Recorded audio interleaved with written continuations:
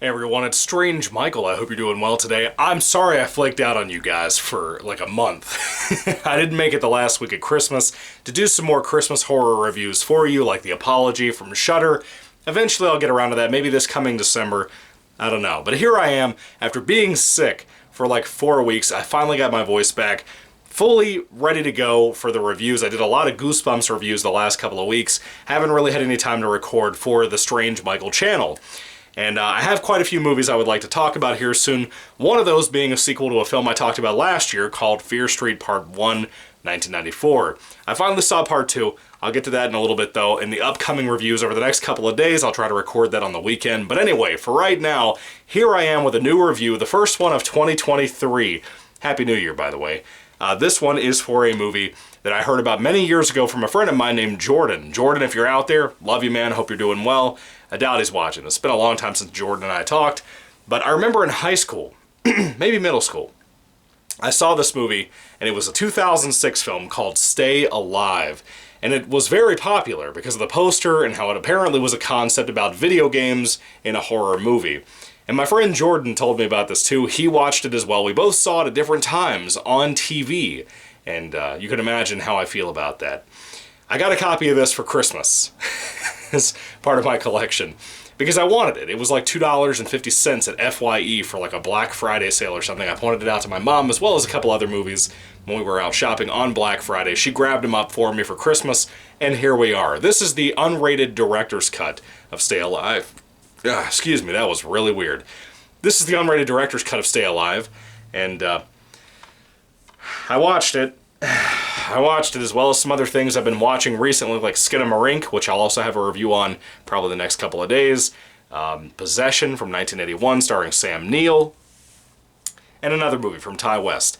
But here we are talking about Stay Alive. Again, it's kind of like a video game horror movie. What is the movie about? Well, basically we have a prologue at the beginning of the movie that has one particular guy and his roommates. They're killed, but apparently they're mainly the one guy that's not in a relationship with a girl.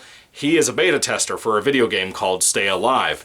Apparently he just does beta testing in general. He's killed brutally, and so are his roommates, or roommate and his girlfriend, whoever that is. And they're found dead. And basically, we kind of cut over to his best friend from like childhood or whatever, and I guess still life, who also plays games and whatever, has a little group of friends, one of those kids being Frankie Muniz, who is the only person I know in this entire film from Malcolm in the Middle, Agent Cody Banks, a lot of different things. I love Frankie Muniz, phenomenal actor, as a comedian, more than anything. I love that kid, he's so good. And he's good here too for what he tries to do with what he's given, but we'll get to that in a moment. Anyway, Frankie Muniz is not our main character, though. He's kind of like a geeky side character. We follow another guy who's like the most boring dude ever, and he has a fear of fire because of something that happened to him when he was a kid. Now, he's pretty upset about his best friend from childhood or whatever being killed. He goes to the funeral and eventually gets his hands on a CD that is a beta test thing for a game called Stay Alive. His friends from work, from life, whatever, come over to hang out with him. There's about 3 or 4 of them, and then he meets another girl at the funeral who's like a photographer who he kind of starts to have a crush for. She comes and hangs out too. They all want to hang out with him at his apartment to kind of give him some time away from his grief. Just spend some time gaming as a group of friends, laughing, joking, eating snacks, drinking drinks, all of that stuff. He also has another friend who's like his boss at work who also wants to get in on this as well. And when that boss guy is also murdered, and it turns out he's murdered in like the exact same way that he was in the video game when he died. Our main characters start to put some, 2 and 2 together. They start to think, maybe if you die in the game, you die in real life as well. Then he thinks back to his best friend from the prologue of the movie. Same thing happened to him. He was hung from a stairwell in the game. He was hung from a stairwell in real life. And that's pretty much the concept of the movie. However, it's kind of garbage because the movie doesn't follow that train of if you die in the video game that we're playing, you die in real life. It states that as the beginning, as the setup for this movie, and it really doesn't stick with that. The film changes the rules all the time. It's really not fair. The movie overall is lower budget. It's kind of a piece of crap, frankly. I loved it when I saw it back in the day as a kid when I really didn't have taste in movies, but like a real developed taste, like I understood quality over garbage. This is garbage.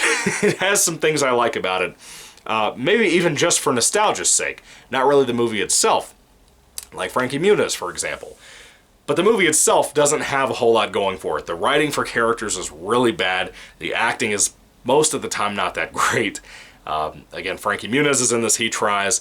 Everybody, I think, tries to put in a good effort. I love a character name in here, though. I would love to have a daughter one day and name her this, October. Who's ever named a daughter October? There's a girl in here with beautiful black hair named October. She's gorgeous.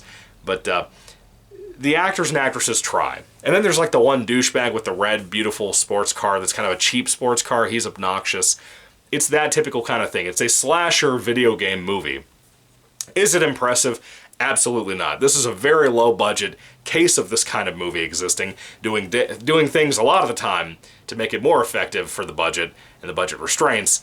Day for night shooting. Whenever I see that in Goosebumps TV show or like this, it turns me off big time. It really, really pisses me off almost immediately in my brain. I'm like, you couldn't suffer just a few more bucks to film this at night. Anyway, pretty much everything is filmed during the day here. It's all very low budget. The unrated director's cut has, like, for me, nothing that I don't remember already seeing in this movie years ago on television, aside from the obvious things like the very small moment of nudity in the movie. A lot of the time is spent on our characters in the real world. They do have some time and portion of the movie focused on their video game world that they're in. It looks like it's a real design video game, not just like a special effects CGI thing that they're putting on the screen. There wasn't a whole lot of money dumped into that, but at the time, to be fair to them, at the time when the PS2 had, kind of lived its life, it looks a lot like a PS2 game that they're playing here. At one point, it's even advertised as a PlayStation 2 game in the movie, which is kind of nice. I wish they had put out a tie-in game for this, but the game itself also doesn't make sense because 1 second it's online, then it's a PS2 game. I don't think PS2 had online. I could be wrong, but I don't think it did. I think it's a, PS3 and onwards thing, but I could be wrong. The original Xbox had online, so why wouldn't the PS2? I don't know. I was too young at the time. Anyway, pretty much everything in here that's bad is everything about the movie. Anything that could be bad is bad pretty much in this movie. A lot of it is green screen special effects CGI nonsense that looks like shit back then, it looks like shit now.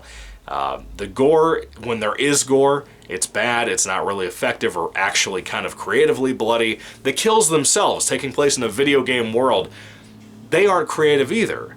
This is one of those things like Hellraiser Hellworld that just doesn't really have anything going for it at all. And even that film had Henry Cavill and, Lance Henriksen in it. This doesn't even have that. It just has Frankie Muniz and other people I don't know.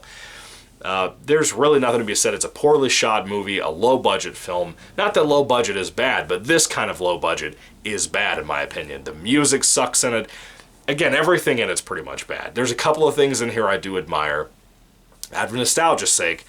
But for the most part, if I'm being fair with you, Stay Alive is garbage. Don't even bother spending time checking out this movie. It's really not for you. Even the unrated director's cut, it isn't for you. This is like an hour and 40 minutes, and it drags like hell.